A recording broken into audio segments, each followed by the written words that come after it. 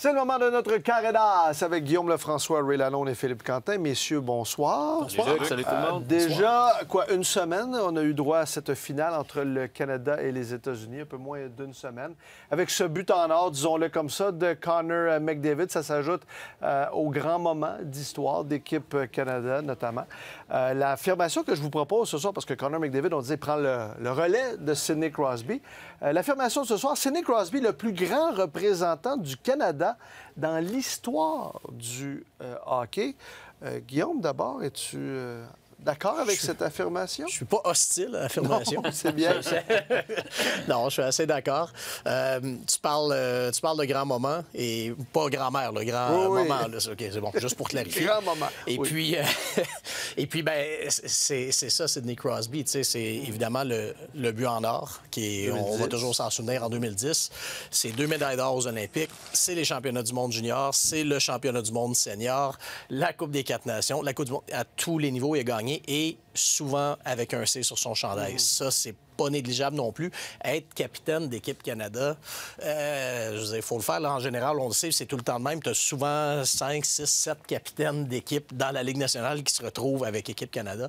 Donc, tu sais, qui a fait ça avec ce statut-là, moi, je trouve que ça ajoute à son mérite. Et l'autre chose qui ajoute à son mérite, c'est de l'avoir fait à une époque, je pense, où le hockey international est plus compétitif qu'auparavant. Ouais. Là, je comprends qu'à la Coupe des 4 nations, il manquait la Russie, mais dans les tournois précédents, ben c'est ça, c'est quand même un groupe de hockey qui est plus compétitif et Crosby réussit à amener le Canada à beaucoup de succès. Il y a quand même des bons moments un peu partout dans les différentes époques aussi.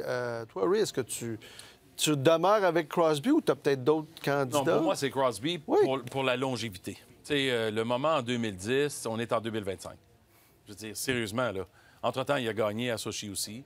Puis il a continué d'être bon avec les Pingouins qui tirent de la patte. Puis il y a 3 Coupes Stanley. Je veux dire, partout où il joue, on est d'accord qu'on parle de l'uniforme du Canada. Mais à la fin, Sidney Crosby, plus sa carrière se prolonge, plus il est encore aussi important comme rouage pour la Ligue nationale. Puis son rôle d'ambassadeur, il le fait avec élégance, respect. Sans tâche. Non, mais sérieusement, c'est impressionnant, là, Sidney Crosby comme individu. Les joueurs autour de lui l'admirent, ses jeunes coéquipiers le regardent aller. C'est certain que c'est pas le même joueur que Connor McDavid, là, mais... Il y a eu son impact à la confrontation des 4 nations. Absolument, tu sais. Puis regarde le premier match, tu sais, il n'a pas mis la rondelle dans le filet, mais McKinnon a été davantage prolifique en jouant à côté de Crosby. C'est un gars qui a marqué une génération complète. Sa fiche pour le Canada... dans ses 29 derniers matchs et 28 victoires, une défaite. Exact. Cette seule défaite, c'était le match à Montréal. Oui. Je veux dire, non, mais c'est impressionnant, ça aussi. Fait que Guillaume mentionne le capitaine. On appelle ça la triple couronne. Quand tu gagnes la médaille d'or, quand tu gagnes la Coupe Stanley, puis quand tu gagnes le championnat mondial senior. Mais tu rajoutes à ça, junior. Je veux dire, il a fait des choses comme capitaine que personne n'a fait. Mais là, est-ce que j'ai unanimité sur ce plateau? Non, tu peux compter sur moi. Merci, Philippe! Merci! Mais il y a beaucoup d'autres candidats, là. J'ai hâte de t'entendre. Bon, d'abord, là... J'approuve tout ce que Guillaume, tout ce que Ray ont dit. Un joueur extraordinaire, un homme fantastique, un représentant merveilleux du Canada, du hockey. Absolument aucun doute là-dessus. Mais j'aime ça parfois, des fois, regarder. On pose la question, ce qui a été le meilleur? Pour moi, la plus grande confrontation dans l'histoire canadienne du hockey international, ça demeure encore aujourd'hui la série du siècle en 1972. La série du siècle, le Canada perd après 5 matchs, perd 3 matchs à 1 avec un match nul. Il n'y avait pas de prolongation à l'époque. Et là, le Canada doit remporter les 3 derniers matchs à Moscou. Il y a un joueur qui va marquer le but gagnant pour le Canada dans ces 3 rencontres-là. Dans les 6e, 7e et 8e matchs, c'est Paul Anderson, qui n'est même pas au temple de la renommée du hockey, mais Paul Anderson a marqué l'histoire du hockey international au Canada. Si le Canada avait perdu cette série-là, ça aurait été véritablement une catastrophe à l'époque. Puis là, on dit, ouais, mais il a marqué des buts importants. Oui, mais ça prenait quelqu'un pour le marquer, le but important. Ouais. Dans les 7e et 8e matchs, dans le 8e match, il l'a marqué avec une trentaine de secondes à faire. Ouais. Puis dans le 7e match, avec à peu près 1 minute et demie, 2 minutes à faire. C'est un peu différent dans le match numéro 6, mais il y a quand même le but gagnant. Alors, pour moi, ce gars-là, il a eu tellement une grande influence sur une série que je dis, il faut qu'il fasse partie de la conversation. Ça, c'est un. Puis 2, pour moi, Marie-Philippe Poulin, demeure, elle aussi, une joueuse absolument extraordinaire. Moi, là, quand je fais la liste des événements que j'ai couverts dans ma vie, la finale du tournoi olympique féminin à Sochi en 2014, c'est pas mal au top de mon classement. La finale, ouais. Le Canada perd 2-0 avec quoi? 2 minutes, 3 minutes à faire au match. Un but pour faire 2-1. Et là, Marie-Philippe Poulin qui marque le but égalisateur pour faire 2-2, puis le but en prolongation après.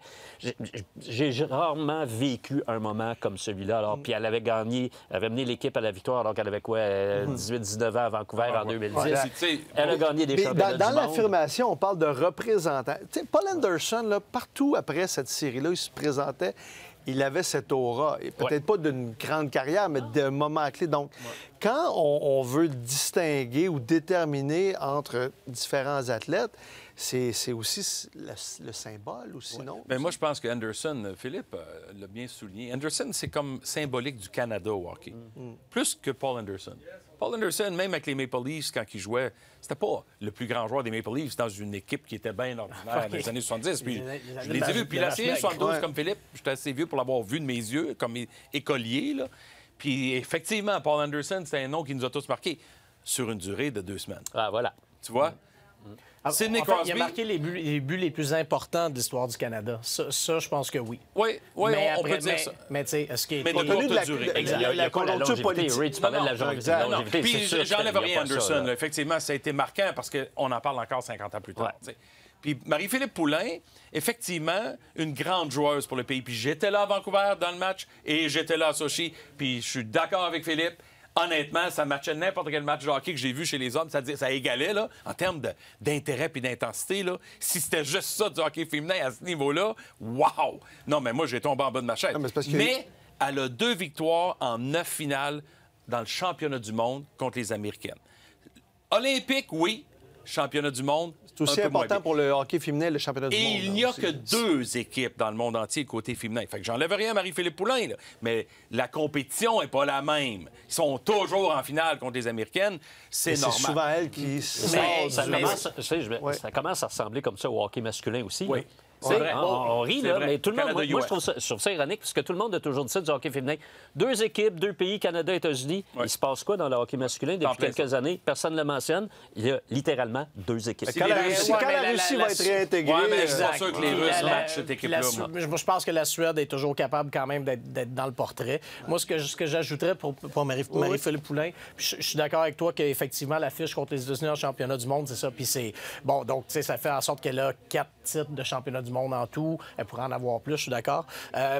Mais l'impact de Marie-Philippe Poulin, je pense, au-delà des championnats, des médailles d'or, c'est d'avoir été la joueuse au moment où le hockey féminin a pris son envol et est encore là maintenant au moment, tu sais, elle, dans le fond, elle a planté des arbres, si on veut, le semé pendant des années et des années à des moments où, côté professionnel, il se passait rien, où, tu sais, les initiatives avaient du plomb dans l'aile. Et là, maintenant, ça décolle et est encore là. Mais tu sais, le bassin est plus petit, là, tu sais, chez les femmes, puis la période. Mais c'est un rôle de pionnière. Crosby, Lemieux, Gretzky, Bossy, Paul Anderson, Lafleur, tu sais, là, t'as un pool, un bassin large de grands joueurs qui ont marqué le hockey. Fait que, c'est dur de faire une comparaison égale. Il faut des pionnières.